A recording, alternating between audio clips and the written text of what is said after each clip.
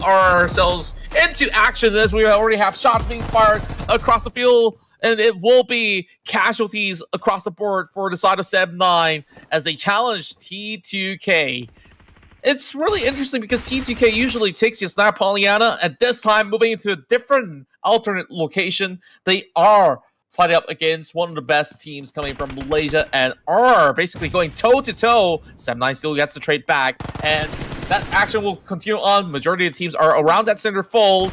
Now Kenny is being brought down as well. Big damage being done. We'll keep you guys up to speed on what exactly went on, but here comes BTR. They're holding on to Rozak, as we are going to be having them hold out against a certain up-approaching team, but I believe that things are looking to be pretty safe for the side of BTR for now.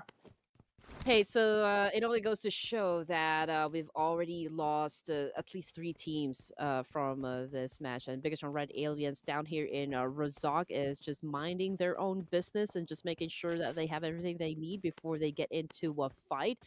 I'm pretty sure it's the same thing, for the other teams that are inside Irango match. But so far, so good. I can say for the Red Agents, considering the fact that they already have 3 elimination points under their name. Now, just checking out the weapons here, their arsenal. We got hands with an M762 and a double barrel shotgun with a level 3 vest and level 2 helmet. So I guess this is a pretty strong combo. Yes, indeed, and I'm just getting more and more confused every time I look at Bigatron Red Aliens, right? Their members as well. So that is a one heck of a job right there coming from T2K, which brings us down to just 10 teams remaining. And now here comes Todak. Here comes a 9 with that nade attack, challenging up the boys of Bigatron Red Aliens. But in the meantime, he needs to pick up his comrades right here. He needs to keep BTR at bay. He may be buying some time for them to reset.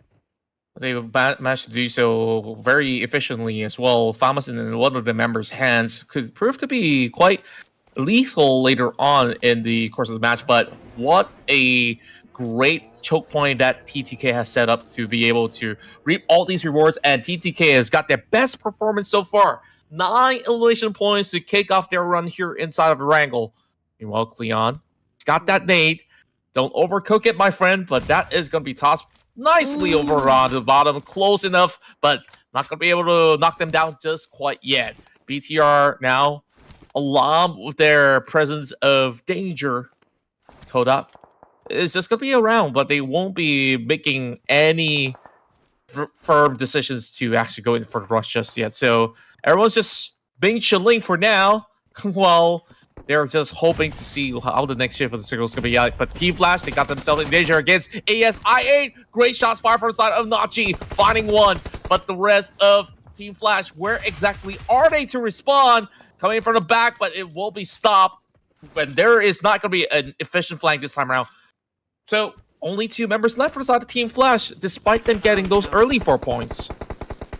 Well, I mean, the good thing about it is the fact that, okay, they still got remaining members, so they still have a chance to get to the latter stages of the game here, but Akon I8 knows that too well. So they are on a hunt, they to defend a Team Flash, but with that much firepower in front of him, let's just wait and see if he can manage to survive together with his teammate. Yeah, look at the circle as well. It really depends on how the hardships happens, but Team Flash, they bow out. That was a little bit overwhelming in terms of numbers, but what a valiant effort it was. With only those 2 members, as we saw, they did manage to put in quite the challenge. Now, depending on the circle shift, it could either favor the side of T2K or maybe the ones over on the open fields. Shots now being fired from the side of BTR, looking for the target. Will be able to knock one down from the side of RRQ. Now, I'm not too sure if they will turn back to actually pick up Fnatic, but they should do so. But the bullets are just too immense for them to even respond. So BTR will be inching closer into a 10-pointer, now settling for 9. Hey, I'm seeing one of them using a micro Uzi once again, ladies and gents. Could this be coming back on trend? That is still the big question. I am a big micro Uzi user, so I would love to have them back. But of course, DBS remains to be the meta here, as well as S12K. I mean, it's a one quick way to put down or to shut down an opponent, or like just make them go down to their knees. So I wouldn't take it out of the equation. Sort of drive-bys to bait and switch isn't exactly doing much favor for themselves as well. May as well just take that compound and just settle it without exposing too much. So they've been noisy neighbors with Bigatron Red Aliens for the longest of time. That won't be changing anytime soon until this circle shrinks all the way in. And by then, BTR is definitely looking for it for that close proximity fight to charge through those compounds. That's what we will be seeing in a couple of minutes. But for now, within the span of 45 seconds, these teams will have to make the decisions right now. But T2K, they're safely planted over the north side. Although there is pressure, I don't think anything will shake them off of that position just yet.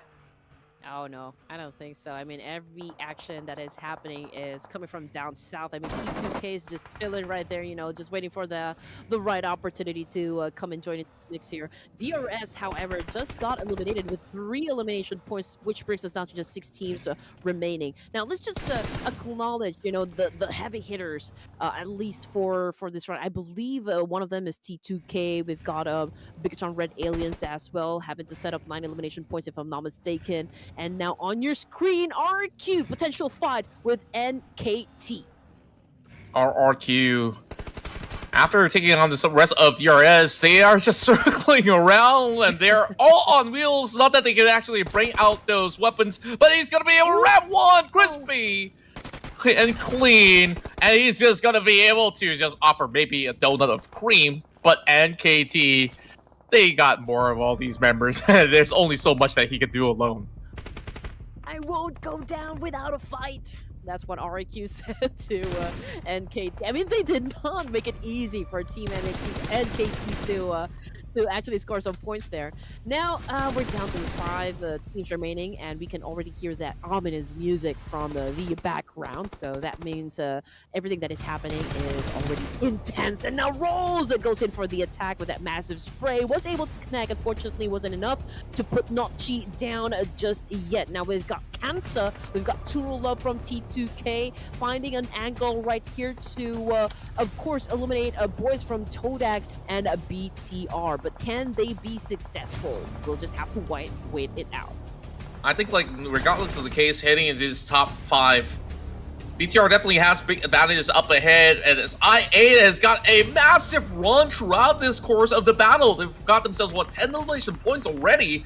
Meanwhile, T2K is struggling to squeeze by because the circle shifts so far off. They're forced towards the hills, and they have to deploy all these smokes to keep themselves alive. Meanwhile, Toad now ambushes the rest of BTR over the backside as well. Fights are happening all over the map, and BTR, they will send it all the way through, but it is going to be Toad that will get those elimination points as they will eliminate the aliens off the map.